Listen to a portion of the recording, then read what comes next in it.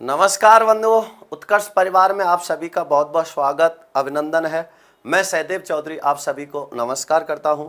सभी भाई बहन ठीक होंगे, सुरक्षित होंगे, अपनों का ख्याल रख रहे होंगे।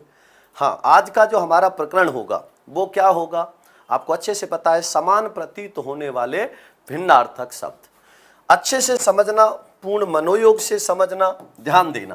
तो आज का हमारा प्रकरण क्या है? समान प्रतीत होने वाले भिन्नार्थक शब्द। जो कौन सा होगा? 7वां होगा। सबसे पहला हमने पढ़ा था एकार्थी शब्द, दूसरा था अनेकार्थी, तीसरा कौन सा था? पर्यायवाची, चौथा विलोम, पांचवा युग्म या समानोच्चारित शब्द, छठा था शब्द समूह या वाक्यांश के लिए एक शब्द, और आज 7वां कौन सा है? समान प्रतीत होने वाले भिन्नार्थक शब्द है। तो समान प्रतीत होने वाले भिन्नार्थक शब्द क्या होते हैं? ध्यान देना। समान प्रतीत होने वाले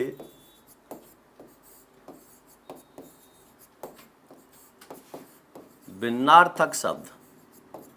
अब देखो, आप सब कुछ पढ़ लेते हो, आपको सब कुछ अच्छे से आता है, लेकिन समस्या देखो कैसी कैसी आ जाती है परीक्षा हॉल में। समझना इसमें पहले पढ़ने से पहले बिल्कुल पढ़ने से पहले मैं आपको कुछ महत्वपूर्ण प्रश्न समझा रहा हूं, उसको समझना, ठीक है ना। फिर देखो कैसे गलतियां हो जाती हैं हमसे परीक्षा में। हमें सब कुछ आता है फिर भी गलत हो जाता है, उसका कारण क्या होता है? देखो, एक प्रश्न लिख रहा हूं, फिर इसकी चर्चा करेंगे हम। मैंने यहां एक प्रश्न लिखा, निम्नलिखित में से कौन सा युग्म भिन्न है? निम्नलिखित में से कौन सा युग्म भिन्न है? अब देखो, यह ध्यान देना। पहला विकल्प लिखा मैंने जैसे शहर और शहर। दूसरा विकल्प लिखा मैंने विपण और विपण्य। तीसरा विकल्प लिख दिया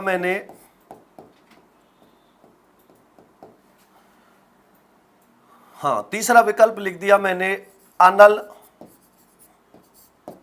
और अनिल। और इसमें चौथा विकल्प लिख दिया मैंने अस्त्र और शस्त्र। अब यह प्रश्न आपसे पूछा गया, बिल्कुल। अब बताइए इसका उत्तर क्या होगा? बहुत अच्छा प्रश्न है, ध्यान से और सोच के उत्तर देना। बिल्कुल।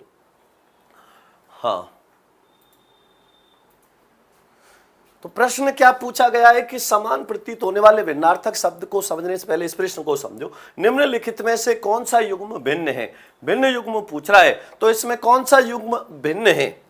अब बताइए इसका आप उत्तर क्या दोगे? बिल्कुल। कहते ना, बिल्कुल, बहुत ध्यान से उत्तर देना, सोच के उत्तर देना। वो क्या बता रहा है उसके आधार पर मत दिया करो। कहते ना कि जिंदगी की इस दौड़ में खुद ही कृष्णा और खुद ही अर्जुन बनना ही पड़ता है। रोज अपना ही सारथी बनकर जीवन की महाभारत को खुद ही लड़ना पड़ता है। तो खुद ही कृष्ण और खुद ही अर्जुन। यहां पर कोई सारथी बन के कृष्ण नहीं आने वाला। तुम खुद ही तो कृष्ण हो और तुम खुद ही अर्जुन हो। तो इसलिए खुद सोच के उत्तर देना है। क्या होगा इसका?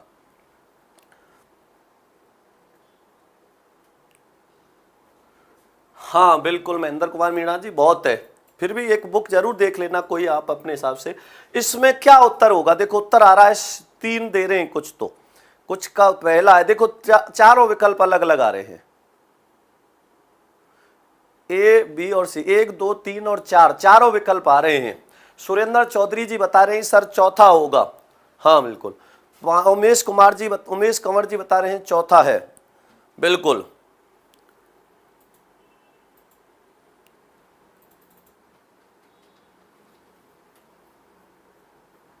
बिल्कुल, क्या होगा?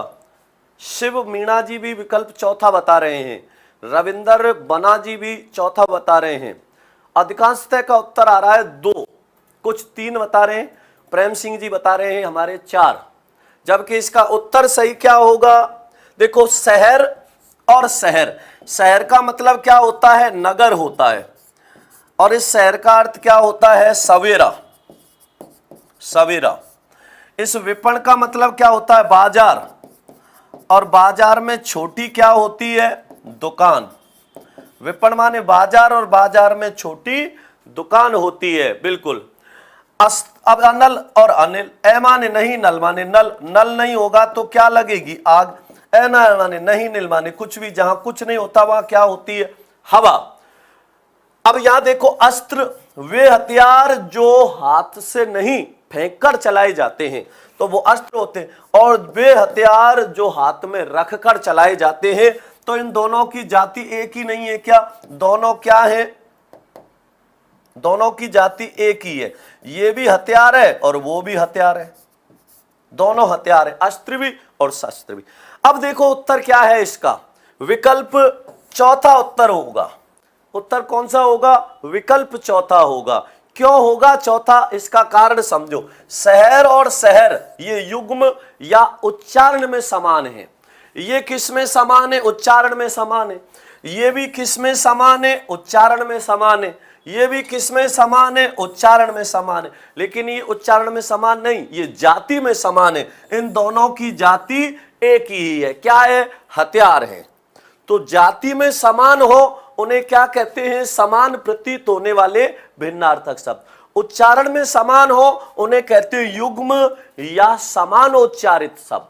समान धन उच्चारण, तो समान उच्चारित शब्द होते हैं। अंतर समझ आया नहीं आया? तो ये ध्यान रखना है। आया अंतर नहीं आया समझ में? तो जो जाति में समान होते हैं उनको समान प्रतीत होने वाले भिन्नार्थक शब्द कहते हैं, और जो उच्चारण में समान होते हैं उनको युग्म या समानोच्चारित शब्द कहते हैं। तो देख लिया, आया समझ में? तो रटना नहीं है कुछ भी, समझ आया? इस प्रकार से ध्यान रखना है। हाँ बिल्कुल, तो मैं बार बार यही कहता हूं कि कोई भी चीज हमें रटनी नहीं है, समझ लेनी है। अब देखो यहां ध्यान देना, समान प्रतीत होने वाले भिन्नार्थक शब्द का मतलब क्या है? वे शब्द जो एक ही जाति के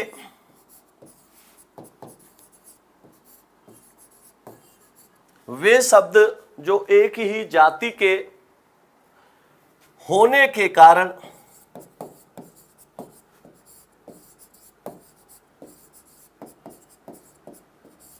समान प्रतीत होते हैं।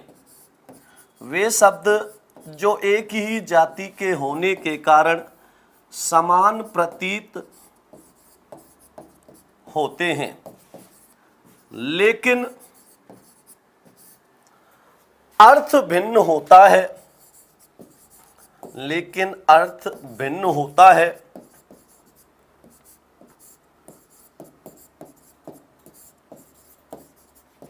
समान प्रतीत होने वाले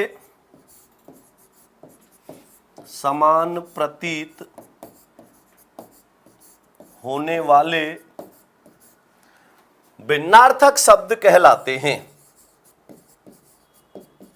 समान प्रतीत होने वाले भिन्नार्थक शब्द कहलाते हैं।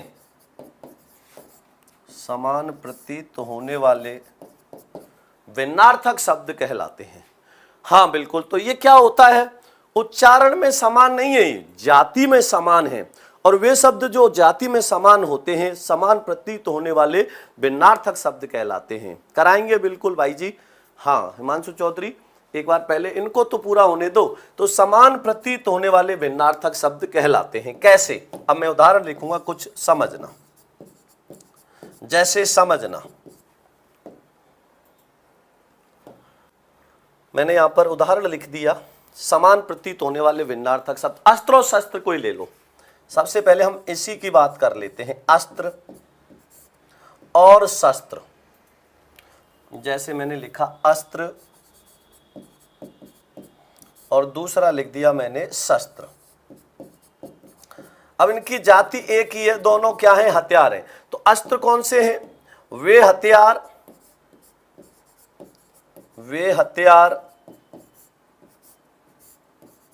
जो फेंक कर चलाए जाते हैं।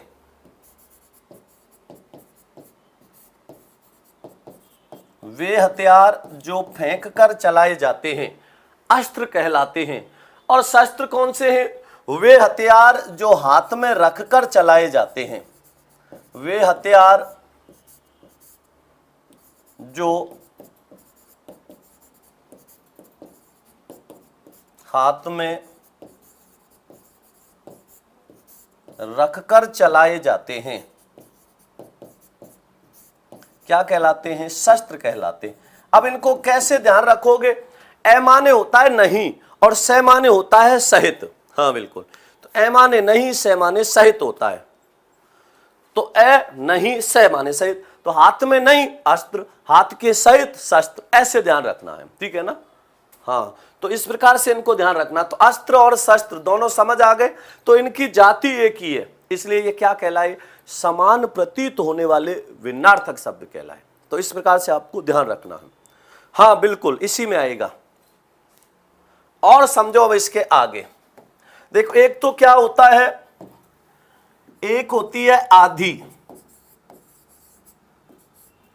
और एक होती है व्याधि। आधि और व्याधि। आधि क्या है और व्याधि क्या है? एक होता है शारीरिक कष्ट, एक होता है मानसिक कष्ट। एक है शारीरिक पीड़ा, एक है मानसिक पीड़ा। अब आदि क्या होती है? आदि किसको कहते हैं? आदि किस में आता है? तो हम क्या कहते हैं? उसके आदि हो गया। आदि मतलब क्या हो गया? उसको मानसिक कष्ट हो गया। और व्याधि लग गई मतलब क्या है? शरीर से कोई कष्ट लग गया। अगर आप किसी चीज से सोच रहे हो, तो किसी चीज के लिए आप सोचने के लिए मजबूर हो रहे हो, तो वो तो क्या लग गई आपको? किस में चला जाएगा? वो आधि में। और आपको शरीर को कोई कष्ट हो गया, हाथ में पैर में कहीं लग गई, वो किस में चला जाता है? व्याधि में। तो शारीरिक कष्ट और मानसिक कष्ट। तो आदि क्या है? मानसिक कष्ट होता है, मानसिक कष्ट या पीड़ा। तो मानसिक पीड़ा क्या कहलाती है? आदि। और शारीरिक पीड़ा क्या कहलाती है? व्याधि कहलाती है। कहते नहीं है ये और क्या, व्याधि लग गई मुझसे। तो शारीरिक कष्ट या पीड़ा तो क्या होती है? व्याधि होती है। और मानसिक पीड़ा या कष्ट क्या होती है? उसको क्या कह देते हैं? मानसिक पीड़ा, आदि। और एक होता है आदि और आदि। अब देखो यहां भी एक तो मैंने लिख दिया आदि और एक हो गया आदि। अब ये क्या है? युग्म शब्द है। ये समान प्रतीत होने वाले भिन्नार्थक शब्द नहीं है, ये युग्म शब्द है। क्यों? हाँ बिल्कुल, क्यों होगा इसका कारण समझना। आदि माने होता है प्रारंभ और आदि माने होता है अभ्यस्त। कहते नहीं ये उस चीज का आदि हो गया, तो ये प्रारंभ होगा, ये अभ्यस्त हो जाएगा, तो ये युग्म शब्द है। तो इसलिए आपको इसका क्या करना है? ध्यान रखना है। ये आपको अच्छे से पता होना चाहिए, तो इसका भी आप ध्यान रखना। तो आदि और व्याधि।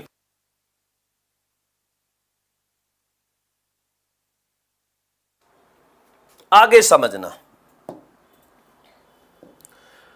इसी प्रकार और समझना, ठीक है ना, ध्यान देना। तो जिनकी जाति तो एक है लेकिन अर्थ क्या होते हैं? अलग अलग। तो इसको थोड़ा सा आपको ध्यान रखना है। बिल्कुल सर, नाथी के बाड़े में कौन सा समास होगा? विनोद गुजर भैया, नाथी बाड़ा में कौन सा समास होगा? संबंध होगा, क्योंकि इसका संबंध बाड़े का किससे? नाथीबाई से है। और नाथीबाई से संबंध है तो संबंध में चला जाएगा। तो नाथी बाड़ा शब्द में नाथी का बाड़ा, नाथीबाई का बाड़ा है, तो बाई से नाथीबाई से संबंध होने के कारण संबंध तत्पुरुष समास होगा। किस में जाएगा? संबंध में जाएगा। हाँ बिल्कुल, हाँ बिल्कुल। इसमें एक होता है आपत्ति, एक होता है विपत्ति। कहते नहीं तुझे क्या आपत्ति है भैया, तुझे क्या विपत्ति आ गई? तो देखो, एक तो होती है आपत्ति और एक क्या होती है? विपत्ति होती है। हैं दोनों ही संकट। तो एक तो क्या हो गई? आपत्ति है। कहते नहीं क्या, मुझे तुमसे बहुत ज्यादा आपत्ति हो गई, उसको विपत्ति है, भारी। कहते नहीं बहुत ज्यादा बार। तो एक सामान्य रूप से मान लो कोई अचानक कोई बात हो गई तो आपत्ति आ गई, और भारी रूप से कोई आपत्ति आ गई तो वो विपत्ति में चली जाती है। विमान होता है विशेष। हाँ हाँ, तो बिल्कुल दीपेंद्र गुप्ता जी, बिल्कुल कोई डाउट है बेझिझक पूछिए भाई जी। हाँ बिल्कुल। तो देखिए, एक तो मैंने कहा बड़ी आपत्ति है और विपत्ति। तो आपत्ति क्या होती है? अचानक आया संकट। अचानक आया संकट क्या होती है? आपत्ति होती है। और विपत्ति क्या होती है? कोई भारी आपत्ति हो जाए, कोई बहुत ज्यादा प्राकृतिक आपदा आ जाए। तो भारी आपत्ति, भारी संकट या प्राकृतिक आपदा, प्राकृतिक आपदा भी कह देते हैं इसको। तो इसको ऐसे ध्यान रखना, आपत्ति क्या है? अचानक आया संकट, ये क्या है? आपत्ति है, ठीक है ना। हाँ, जिसके निवारण का प्रयत्न किया जाता है और हो जाता है। लेकिन विपत्ति होता है कोई भारी संकट, जैसे तूफान आ गया, ठीक है ना, बाढ़ आ गई, तो ये किस में आएगा? विपत्ति में आएगा। समझ आ गया ना। तो आपत्ति विपत्ति का अंतर ध्यान रखना। तो आपत्ति विपत्ति, आपत्ति क्या है? अचानक कोई संकट आ जाता है, सामान्य। विपत्ति क्या है? कोई भारी संकट आ जाता है, वो विपत्ति में जाता है, बिल्कुल इसी में आएगा। एक होता है आवश्यक, एक होता है अनिवार्य। दोनों में अंतर समझना। एक तो मैंने लिखा आवश्यक और एक लिख दिया अनिवार्य। हालांकि इन सबको हम समान सा समझ लेते हैं, लेकिन ये समान नहीं होते, अंतर होता है इसमें। हाँ, मैंने कहा आपका आना आवश्यक है, तो आवश्यक मतलब होता है जरूरी। और एक क्या होता है? अनिवार्य, जिसके बिना कोई कार्य हो ही नहीं सकता, जिसका निवारण ना किया जा सके। तो मैंने कहा जैसे आपका आना आवश्यक है तो मतलब जरूरी है, नहीं भी आएगा तो इतनी बड़ी समस्या नहीं होगी। लेकिन आपका आना अनिवार्य है, इसका मतलब आपके बिना कोई काम होगा ही नहीं, आना ही पड़ेगा। हम कहते नहीं कि ये अनिवार्य विषय है, मतलब लेनी ही पड़ेगी वो तो हमें। और एक आवश्यक है, मतलब आप लेंगे लेकिन लो जरूरी, उसके बिना कोई काम नहीं होगा, ऐसा आवश्यक नहीं होता। तो आवश्यक क्या होता है? जरूरी होता है। आवश्यक क्या होता है? जरूरी होता है। लेकिन अनिवार्य का मतलब क्या होता है? जिसके बिना कोई कार्य हो ही नहीं सकता, जिसका होना बहुत ज्यादा जरूरी होता है। बताऊंगा, आरंभ और प्रारंभ भी बताऊंगा, सब कुछ बताऊंगा। हाँ, आवश्यक मतलब जरूरी है, और अनिवार्य मतलब अपरिहार्य, बिल्कुल सही लिखा, अपरिहार्य, जिसके बिना कार्य हो ही नहीं सकता, जिसका होना बहुत जरूरी है। तो इसका क्या लिखेंगे? अनिवार्य का बहुत जरूरी, बहुत जरूरी, जिसके बिना, जिसको टाला नहीं जा सकता है, जिसका होना बहुत जरूरी होता है, तो वो इसमें आएगा बिल्कुल। एक होता है किराया और एक होता है भाड़ा। कहते नहीं कहते मैंने किराया दे दिया, मैंने भाड़ा दे दिया, तो दोनों में अंतर होता है, एक तो किराया और एक भाड़ा। तो किराया और भाड़े में क्या अंतर होता है? बिल्कुल बहुत अच्छे से समझना। कहते नहीं क्या मैंने इसका किराया दे दिया, हाँ, जिसका नो ऑप्शन, कंपलसरी, अनिवार्य होता है, बिल्कुल सही है। हाँ, जिसको टाल ही नहीं सकते। आमंत्रण निमंत्रण भी करेंगे, थोड़ा सा धैर्य रखो, सब कुछ आएगा इसमें। तो एक कहा मैंने किराया और एक कहा भाड़ा। तो किराया किसका देते हो आप? जिस मकान में रह रहे हो उसका किराया दोगे। और भाड़ा किसको दोगे? किसी वाहन से आप गए परिवहन के बदले। तो किराया किसका होता है? मकान, दुकान,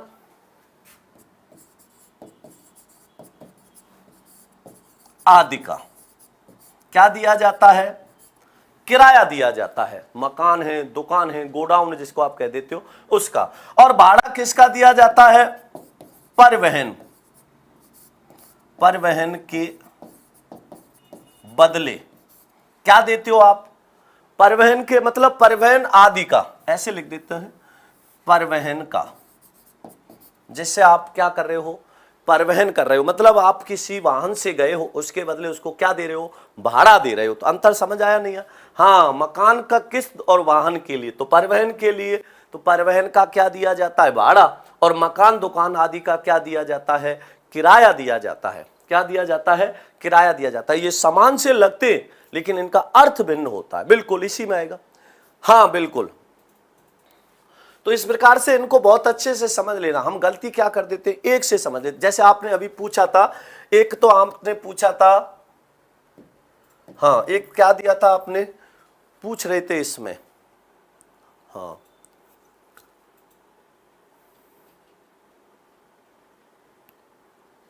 आलाप, प्रलाप और विलाप। आलाप करना मतलब बहुत ज्यादा जोर से चिल्ला रहे हो, आलाप है। प्रलाप करना, चीत्कार कर रहे हो, जोर जोर से चिल्ला रहे हो। और विलाप किसी के मरने पर आप जो करते हो वो विलाप होता है। बिल्कुल, हाँ, समझो, बिल्कुल आगे समझो इसमें अच्छे से। एक तो कंगाल होता है, एक दीन होता है। कंगाल और दीन में क्या अंतर है समझना। इसमें बड़ा ही कंगाल आदमी है, बड़ा ही दीन आदमी है। एक तो कंगाल होता है, अब हम दोनों को गरीब में रखते नहीं रखते, कंगाल भी गरीब में आता है और दीन भी आता है, बिल्कुल इसी में आते हैं। तो देखो क्या है, कंगाल वो होता है जिसको भोजन के लाले पड़ रहे हो, अत्यधिक गरीब। कंगाल कौन होता है? अत्यधिक गरीब होता है, जिसको भोजन के भी लाले पड़ गए हो, बड़ा ही कंगाल आदमी है, ठीक है ना। और दीन कौन होता है? गरीबी के कारण जो किसका पात्र बन जाता है? दया का। दीन कौन सा होता है? गरीबी के कारण दया का पात्र क्या कहलाता है? तो देखो कंगाल कौन सा है? जिसके पास कुछ भी नहीं हो, जिसके पास कुछ भी नहीं हो वो कौन सा होता है? अत्यधिक गरीब होता है, वो कंगाल होता है। और दीन वो होता है जो गरीबी के कारण दया का पात्र बना हुआ है, लोग उस पर दया करते। जैसे आप खूब देखते हो, कई बार आते हैं ऐसे ऑप्शन मिलते रहते, तो बिल्कुल होगा, इसी में आएगा, तो ये भी ध्यान रखना है। तो कंगाल और दीन, इसका भी ध्यान रखना, ठीक है ना। अब इसके अलावा आप अभी पूछ रहे थे, एक तो आमंत्रण और एक निमंत्रण। आमंत्रण और निमंत्रण, आप शादी विवाह करते हो, तो शादी विवाह करते हो तो आप जैसे अपने रिश्तेदारी में कार्ड बांटने जाते हो, तो वहां पर आमंत्रण देके आते हो या निमंत्रण? कार्ड पर क्या लिखा रहता है? निमंत्रण, जिसका मतलब होता है विशेष रूप से आमंत्रण। और आमंत्रण क्या होता है? मान लो आप किसी मीटिंग में जा रहे हो, तो वो आपका निमंत्रण नहीं है, वो आमंत्रण है। तो सगे संबंधियों को, रिश्तेदारों को क्या दिया जाता है? निमंत्रण दिया जाता है। आमंत्रण किसी विशेष आयोजन के लिए किया जाता है, तो अपने सगे संबंधियों को निमंत्रण दिया जाता है, और किसी विशेष आयोजन के लिए जिसमें हम सबको बुला लेते हैं वो आमंत्रण होता है। तो इस प्रकार से आपको ध्यान रखना। अब इसका एक बहुत अच्छा उदाहरण बता रहा हूं, ध्यान से समझना। आप बार में थोड़ा सा ध्यान रखा करो, एक बार में सारे बार कॉपी पेस्ट मत किया करो, ठीक है ना। हाँ बिल्कुल, हाँ बिल्कुल, अमित आदित्य चौहान, ध्यान से समझो और ध्यान दो। बिल्कुल, एक होता है जैसे शोक और एक होता है दुख, दोनों में क्या अंतर है समझना। इसमें कहते हैं कि जैसे बड़ा शोक है, शोक किस पे किया जाता है? किसी के मरने पर। और दुख किस पे होता है? अब दुख तो किसी को भी हो सकता है, हाँ, आराधना आएगी, प्रार्थना आएगी, सब आएगी, हाँ बिल्कुल, हाँ।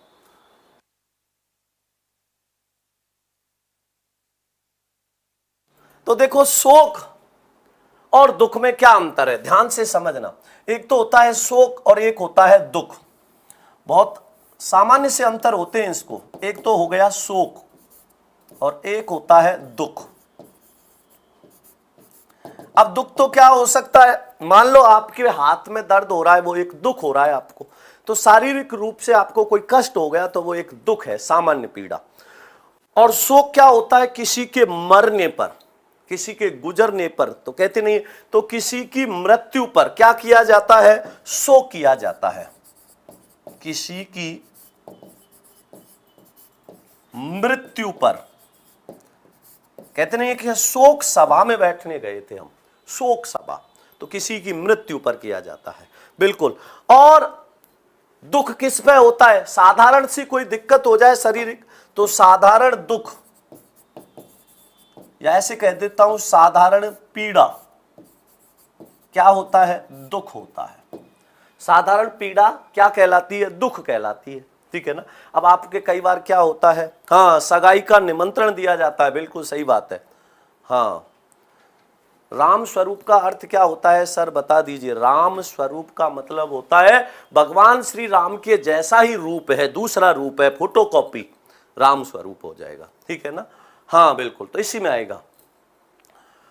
अब आगे समझिए, तो इस प्रकार से आपको इसका ध्यान रखना है। तो ये समान से लगते हैं लेकिन इनमें क्या है, अंतर होता है, तो इसको भी ध्यान रखना, बिल्कुल, हाँ।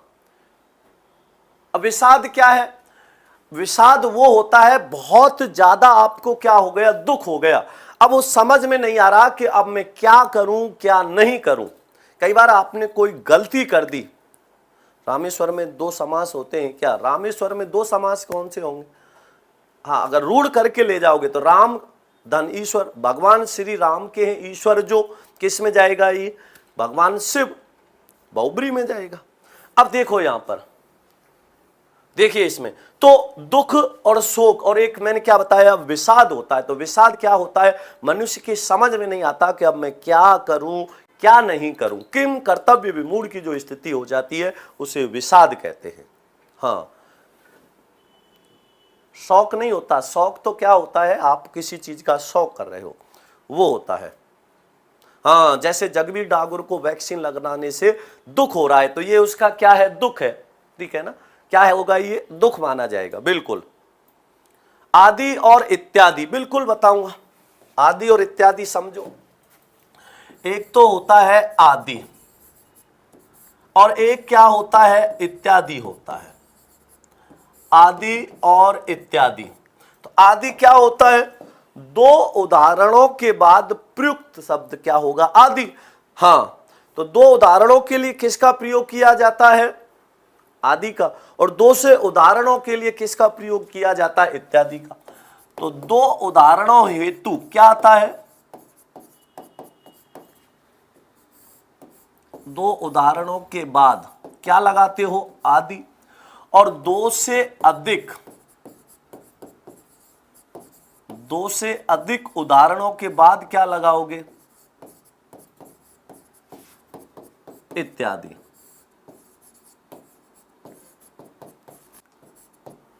क्या लगाओगे? इत्यादि। तो ये अंतर समझ में आ गया, आदि और इत्यादि। मैंने कहा फल फूल आदि, फल फूल मेवा मिष्टान्न इत्यादि हो जाएगा, बिल्कुल इसी में आएगा। हाँ बिल्कुल, एक होता है बिल्कुल इसी में आएगा। एक होता है द्वेष, किसी से आपको क्या है? द्वेष है। और एक होता है ईर्ष्या। दोनों में अंतर समझना। एक तो मैंने क्या लिखा? द्वेष। और एक क्या लिख दिया? ईर्ष्या। एक दिन शायद मैंने आपको बताया भी था, आप में से किसी ने पूछा था।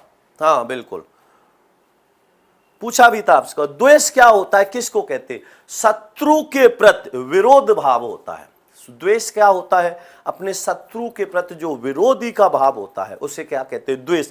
और ईर्ष्या क्या है? दूसरों के प्रगति से आप जो सहन नहीं कर पाते हो, किसी की प्रगति को देख के जो जलन होती है वो क्या है? ईर्ष्या। किसी की प्रगति को देख के जो जलन होती है वो क्या होती है? ईर्ष्या। साथ में पढ़ रहे हो, किसी का अंक ज्यादा आ गए, आपके कम रह गए, तो आपके उसके प्रति क्या हो जाएगी? ईर्ष्या हो जाएगी, ठीक है ना? तो ये उसके प्रति जो उत्पन्न भाव होता है वो ईर्ष्या है। द्वेष क्या होता है? शत्रु के प्रति विरोधी का भाव। आपके शत्रु ने आपके साथ क्या कर दिया? बुरा कर दिया, तो आप उससे बदला लेने के लिए मन में जो भाव आएंगे वो क्या है? आपका द्वेष होगा। तो ध्यान से समझो, शत्रुओं के प्रति या दुश्मन के प्रति। तो शत्रु के प्रति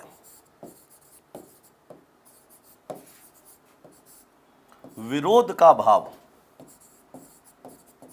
या विरोधी भाव कह देंगे इसको, विरोध का भाव जगह विरोधी भाव, ये क्या है? द्वेष होता है। ईर्ष्या क्या है? किसी के आगे बढ़ने पर,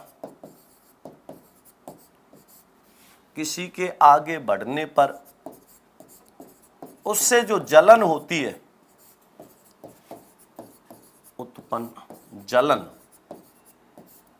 ये क्या होता है? ईर्ष्या होती है। इसको हम क्या कह देते हैं? ईर्ष्या कहते हैं। तो किसी के आगे बढ़ने पर उससे उत्पन्न भाव कह दो, उत्पन्न भाव, जलन कह दो, भाव कह दो, ये क्या हो जाता है? ईर्ष्या होती है। तो होती है नहीं होती? बहुत से लोग होते हैं। हाँ बिल्कुल। तो जिनको क्या, कोई साथ का अगर आगे बढ़ जाता है तो क्या हो जाती है? जैसे कई बार पड़ोसियों को हो जाती है, ठीक है ना? हाँ बिल्कुल। तो इसका भी आपको ध्यान रखना है, ये भी आपको पता होना चाहिए। बिल्कुल। एक तो होता है चतुर, एक होता है चालाक। कहते हैं 2 प्रकार के लोग पाए जाते हैं, एक तो चालाक होता है, एक चतुर होता है। तो एक तो चतुर होता है, एक चालाक होता है, दोनों में अंतर होता है। एक चतुर कौन होता है? जो किसी कार्य में होशियार हो, अच्छा कार्य में जो होशियार होगा वो चतुर होगा। चालाक बुरे कार्य में जो निपुण होगा, समझना, अच्छे कार्य में निपुण वो तो चतुर है, अच्छे कार्य में निपुण वो कौन होगा, चतुर होगा। अच्छे कार्य में निपुण है, चतुर है, हाँ बिल्कुल। और बुरे कार्य में निपुण है, वो चालाक है। बुरे कार्य में निपुण है वो क्या होगा, चालाक होगा। तो चतुर और चालाक दोनों में अंतर होता है। अब एक तीसरा और होता है, हाँ जानते हो ना तीसरा, तो वो मैं बोल नहीं सकता, आप खुद समझदार हो तो उसका आप ध्यान रखना। तो चतुर चालाक, तो चतुर होता है जो अच्छे कार्य में निपुण हो, और दूसरा कौन सा है, चालाक, जो बुरे कार्य में निपुण हो। तो इस प्रकार से आपको ध्यान रखना है। हाँ बिल्कुल। दीप मालिका का अर्थ क्या होता है, दीप मालिका का मतलब होता है दीपकों की जो माला होती है, पंक्तियां जो होती हैं उसको क्या कह देते हैं, दीप मालिका कह देते हैं। हाँ बिल्कुल, तो इसका आप ध्यान रखना है बिल्कुल। प्रतियोगिता और निबंध में क्या अंतर होता है, तो इसको भी समझना। एक तो होता है प्रतियोगिता और एक है निबंध। अब आपकी दौड़ प्रतियोगिता होती है, तो दौड़ प्रतियोगिता में आपका क्या देखा जाता है, बिल्कुल हाँ बिल्कुल समझो इसको। अगर आपकी किस में उन्नति हो रही है, आप किस में भाग रहे हो, जैसे आपने कह दिया प्रतियोगिता और एक क्या लिख दिया, निबंध लिख दिया, तो देखो दोनों में बहुत अंतर है। निबंध का मतलब होता है ने माने नहीं, बिंद माने बंधन, जिसमें किसी प्रकार का कोई बंधन नहीं होता है, जिसमें किसी प्रकार का कोई बंधन नहीं होता, आप स्वतंत्र हो, अपने विचार जो भी हैं आप प्रकट कर सकते हो किसी विषय विशेष पर। और प्रतियोगिता किसमें की जाती है, उसमें आपका शारीरिक देखा जाता है। हाँ, तो दोनों को अंतर समझना। हाँ, दोनों में अंतर क्या है, बहुत महत्वपूर्ण और अच्छा है।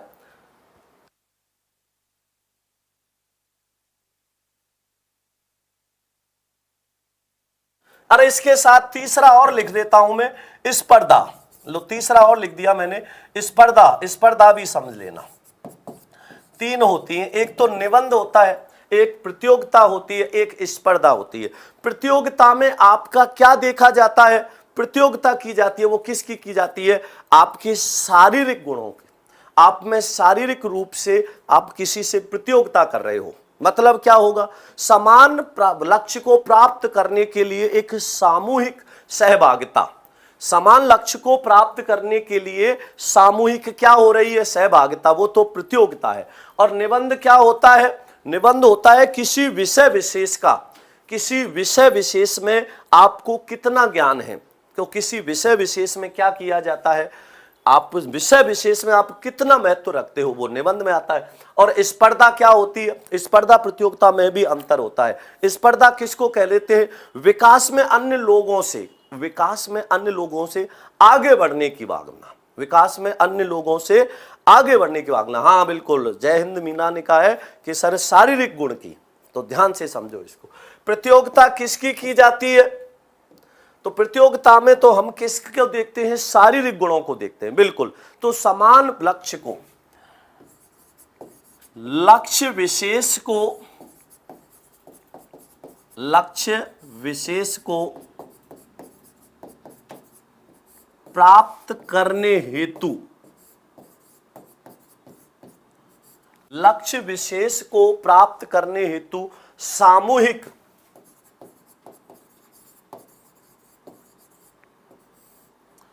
भाग लेना। तो आप क्या कर रहे हो, प्रतियोगिता में भाग ले रहे हो, इसका मतलब लक्ष्य विशेष को प्राप्त करने हेतु सामूहिक रूप से आप भाग ले रहे हो, तो ये क्या होगा, किस में जाएगा, प्रतियोगिता में। और निबंध क्या होता है, बिना किसी बंधन के, किसी विषय विशेष का, बिल्कुल, तो किसी विषय विशेष में, किसी विषय विशेष, किसी विषय विशेष पर, किसी विषय विशेष पर विवरणात्मक, विवरणात्मक, तो किसी विषय विशेष पर विवरणात्मक भाव प्रकट करना। भाव। और स्पर्धा क्या है? स्पर्धा का मतलब क्या होता है, किसको कहते? तो विकास में अन्य लोगों से आगे बढ़ने की जो आपकी भावना होती है, तो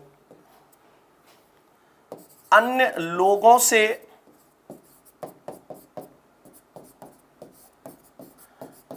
आगे निकलने का भाव, अन्य लोगों से आगे निकलने का भाव क्या कहलाता है?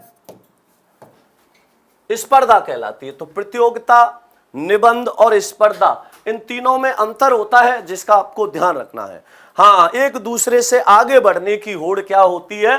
अन्य लोगों से आगे निकलने का भाव हो, अन्य लोगों से आगे बढ़ने का जो भाव होता है उसको हम क्या कह देते हैं? स्पर्धा कह लेते हैं।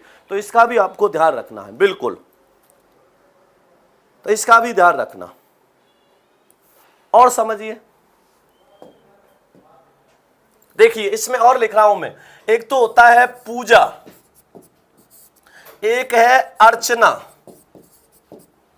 और एक क्या होता है? आराधना। पूजा, अर्चना और आराधना में क्या अंतर होता है, इसको अच्छे से समझ लेना। हाँ बिल्कुल, हाँ बताऊंगा इसमें भी। पूजा, अर्चना और इसको समझना। पूजा, अर्चना और आराधना, क्या अंतर होता है इसमें? बिल्कुल, प्यार, प्रेम, स्नेह और वात्सल्य भी बात करेंगे। देखो समझ लो पहले इसको। पूजा क्या है? बिना किसी सामग्री के। एक दिन और बताया था मैंने आपको, जब आप परीक्षा हॉल में जाते हो तो उससे पहले कोई भी मंदिर मिल जाए आपको रास्ते में, हर मंदिर के आगे आप जो हाथ जोड़ते हुए जाते हो वो क्या है? पूजा है। होता है नहीं होता? जैसे आप घर से निकले और घर से निकल के आप कहां जा रहे हो? घर से निकल के आप परीक्षा देने जा रहे हो। घर से शुरुआत करते हो भगवान के आगे हाथ जोड़ने की कि हे भगवान देखना भाई, मेरा भला करना। और घर से निकल के और कहां तक, कहां पहुंचने तक? परीक्षा हॉल तक। रास्ते में जितने भी मंदिर मिलते हैं सबके आगे हाथ जोड़ते जाते हो, हे भगवान, हे ठाकुर जी, हे हनुमान जी। कई कई बार तो गलती से क्या होता है, हमारा ध्यान होता है परीक्षा हॉल में पेपर कैसा आएगा, कैसा पेपर होगा, और गलती से कई बार मंदिर की जगह कई बार ठेका आ जाता है तो गलती से उसके के आगे भी हाथ जोड़ देते हो ना, हे हनुमान, अरे भगवान ये क्या हुआ, फिर कान पकड़ते हो, ये तो ठेका था, गलती से मंदिर समझ के मैंने ठेके के आगे हाथ जोड़ दिया। तो फिर कान पकड़ते हो कि भगवान माफ करना, मैं तो इससे दूर रहता हूं, मेरा तो इससे कोई लेना देना ही नहीं, मैंने तो ऐसा देखा क्योंकि ऐसे ही रंग का ठेका होता है और ऐसे रंग का मंदिर होता है, दोनों एक जैसे लगे और गलती से मेरे हाथ जुड़ गए, तो वो होता ही नहीं होता। तो क्योंकि उस समय हमारा भाव ही ऐसा होता है। तो इस प्रकार से तो जो बिना किसी सामग्री के, बिना किसी सामग्री के, बिना किसी सामग्री के हाथ जोड़कर इष्ट देव के प्रति या इष्ट देव को याद करना क्या होता है? पूजा। तो हाँ, पूजा जो होती है तो पूजा में किसी सामग्री की जरूरत नहीं पड़ती, बस पूजा के लिए हाथ जोड़ के आप इष्ट देव को याद कर लेते हो। हाँ बिल्कुल। अब अर्चना क्या है? अर्चन करना, मतलब पता ही लग गया होगा, अर्चन कर रहे हो। जैसे आपने देखा होगा कुछ महिलाएं भगवान शिव की अर्चना करने जाती हैं तो क्या ले जाती हैं? कुछ फल ले जाती हैं, कुछ फूल ले जाती हैं, कई चीज ले जाती हैं। हाँ, तो इस प्रकार से आपको ध्यान रखना है, ठीक है ना? तो ध्यान रखना। तो देखिए अर्चना, अर्चना क्या है? विभिन्न प्रकार की सामग्रियों के साथ, विभिन्न प्रकार की सामग्रियों के साथ,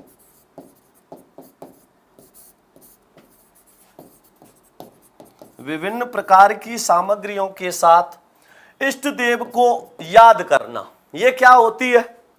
हाँ बिल्कुल। ये कमेंट बहुत देख रहा हूं मैं कहीं, सर उत्कर्ष का लोगो साइड में करवा दीजिए, है। तो विभिन्न प्रकार की सामग्रियों के साथ इष्ट देव को याद करना, यह क्या कहलाता है? अर्चना। अब आराधना क्या है? आराधना मतलब आराध्य, और आराध्य किसको कहते हैं? समानोच्चारित और समान अर्थक प्रतीत होने वाले में अंतर बताओ। नरेंद्र सेन जी को अभी तक अंतर ही नहीं पता। अरे लेट जुड़े हो क्या? प्रश्न करके भी बताया था। समानोच्चारित शब्द वो होते हैं जो उच्चारण में समान होते हैं। समान प्रतीत होने वाले भिन्नार्थक शब्द वे होते हैं जिनकी जाति एक ही होती है। अब इनकी जाति एक ही नहीं है क्या? पूजा, अर्चना और आराधना, ये सबकी जाति एक ही है। स्पर्धा, प्रतियोगिता, निबंध, इन तीनों की जाति एक ही है। जो जाति में समान होते हैं वो तो क्या कहलाते हैं? समान प्रतीत होने वाले भिन्नार्थक शब्द। और जो किस में समान होते हैं? जो उच्चारण में समान होते हैं वो क्या कहलाते हैं? युग्म या समान उच्चारित शब्द कहलाते हैं। हाँ,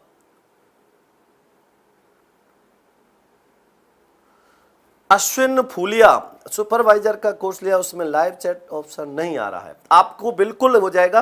टेक्निकल टीम इस कमेंट को आगे तक जरूर पहुंचाए, ठीक है ना? हो जाएगा भाई जी। अब देखो आराधना क्या है? किसी विशिष्ट आराध्य को, किसी विशिष्ट आराध्य को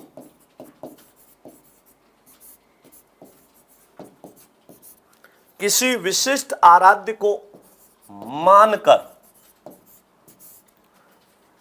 उसको याद करना, ये क्या होती है? आराधना। अब सबका विशिष्ट आराध्य होता है। कोई हनुमान जी को मानता है तो कोई रावण को मानता है, कोई भगवान शिव को मानता है तो कोई माता पार्वती को मानता है। तो सबके अपने इष्ट होते हैं। तो हाँ बिल्कुल, तो इष्ट देव को याद करके किसी विशिष्ट आराध्य को मानकर, ठीक है ना, उसको याद करना, ये क्या कहलाता है?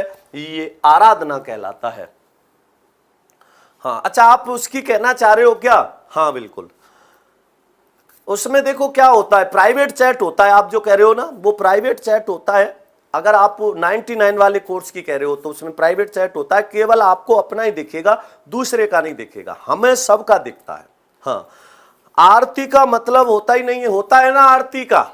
आप विभिन्न प्रकार की सामग्रियों के साथ में और क्या करते हुए, गाते बजाते हुए इष्ट देव को याद कर रहे हो, वो होते आरती होती है। हाँ, कौन कह रहा रावण को कोई नहीं मानता? भैया खूब मानते हैं। रावण बुरा इंसान नहीं है, उसके कर्म बुरे हो गए थे। इंसान वो ठीक था, बहुत ज्ञानी पुरुष था। ऐसा नहीं है कि नहीं मानते, खूब लोग मानते हैं।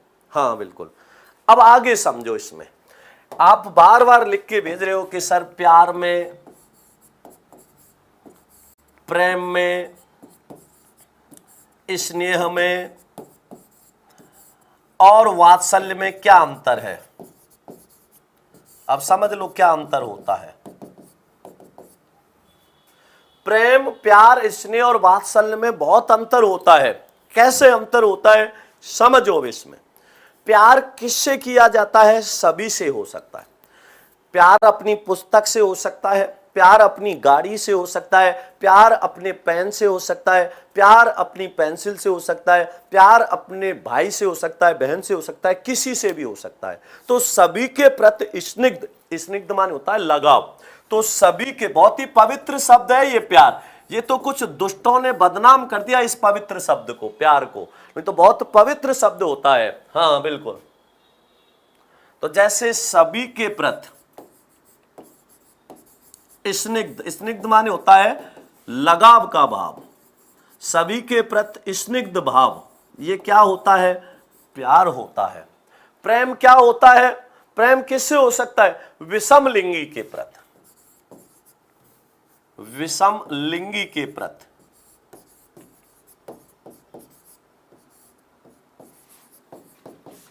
स्निग्ध भाव क्या होता है? प्रेम। स्नेह क्या होता है? हाँ बिल्कुल, हाँ बिल्कुल। देखो उर्मिला कुमारी जी ने बिल्कुल सही कह दिया। हाँ बिल्कुल, देखो बहुत अच्छी बात है। इंसान बुरा नहीं होता, उसके कर्म बुरे हो सकते हैं, है ना। बहुत ज्ञानी थे रावण जी, बहुत ही ज्यादा, लेकिन उनको श्राप मिला हुआ था। भगवान श्री राम के हाथों उनका उद्धार होना था, इसलिए उन्होंने ये करा गया, उसने ये सब हुई, तभी तो उद्धरण हुआ था। हाँ, आमंत्रण और निमंत्रण में क्या अंतर है? नीरज जी लेट मत जुड़ा करो, समय से जुड़ा करो। आमंत्रण निमंत्रण में होता है अपने विशिष्ट अतिथि होते हैं, अपने रिश्तेदारों का, अपने जानकारों को जिसमें विशिष्ट होते हैं उनको निमंत्रण दिया जाता है। और किसी सभा के लिए, किसी सम्मेलन के लिए जिनसे हमारा कोई क्या नहीं होता, खून का रिलेशन या अपना ऐसा कोई संबंध नहीं होता, उसको आमंत्रण दिया जाता है। तो कोई सभा में आप किसी का आमंत्रण कर रहे हो और विवाह में उसको निमंत्रण कर रहे हो, तो निमंत्रण और आमंत्रण अंतर होता है। अब देखो इसने क्या है, बड़ों का छोटों के प्रति, बड़ों का छोटों के प्रति स्निग्ध भाव क्या कहलाता है? स्नेह। और वात्सल्य क्या है? माता पिता का अपनी संतान के प्रति, माता पिता का अपनी संतान के प्रति जो स्निग्ध भाव होता है वो क्या होता है? वात्सल्य होता है। तो माता पिता का अपनी संतान के प्रति स्निग्ध भाव क्या कहलाता है? इसे हम क्या कह देते हैं? वात्सल्य कहते हैं। तो इसका भी आपको ध्यान रखना है, ये भी आपको अच्छे से पता होना चाहिए। अब देखो इसके अलावा एक तो क्या होता है, उपहार, और एक क्या होता है, भेंट। उपहार किसको दिया जाता है? किसी बड़े के द्वारा छोटे व्यक्ति को उपहार दिया जाता है, और छोटे व्यक्ति के द्वारा किसी बड़े व्यक्ति को भेंट दी जाती है। तो इसको कैसे कह सकते हैं? आम नागरिक के द्वारा खास नागरिक को क्या दी जाती है? भेंट दी जाती है। और किसी खास नागरिक के द्वारा आम व्यक्ति को क्या दिया जाता है? उपहार दिया जाता है। तो इस प्रकार से आपको यह अंतर ध्यान रखना है। हाँ, तो देखो मैंने लिखा किसी बड़े व्यक्ति के द्वारा, किसी बड़े व्यक्ति के द्वारा छोटे व्यक्ति को, छोटे की जगह मैं सामान्य लिख देता हूं, छोटा थोड़ा अशुद्ध सा महसूस होता है। सामान्य व्यक्ति को क्या दिया जाता है? उपहार दिया जाता है। और सामान्य व्यक्ति द्वारा, आम और खास वाला है ये, सामान्य व्यक्ति द्वारा बड़े व्यक्ति को क्या दिया जाता है? भेंट दी जाती है। अब देखिए इसमें, जैसे मैं आपसे कहूं नरेंद्र मोदी जी आपको उपहार देंगे और आप उनके लिए क्या दोगे? भेंट दोगे। अंतर समझ आ गया? इस प्रकार से आपको ध्यान रखना है। हाँ बिल्कुल। तो आम और खास वाली बात हो गई। आम व्यक्ति को उपहार दिया जाता है और किसी खास व्यक्ति को भेंट दी जाती है। तो ये इसका क्या होता है? ठीक है ना? तो इसका आपको ध्यान रखना। तो आज के लिए इतना ही काफी है। 9 बजे वाली क्लास में मिलते हैं महत्वपूर्ण प्रश्नोत्तरी में। तब तक सभी भाई बहनों को नमस्कार, धन्यवाद, जय श्री कृष्णा, राधे राधे।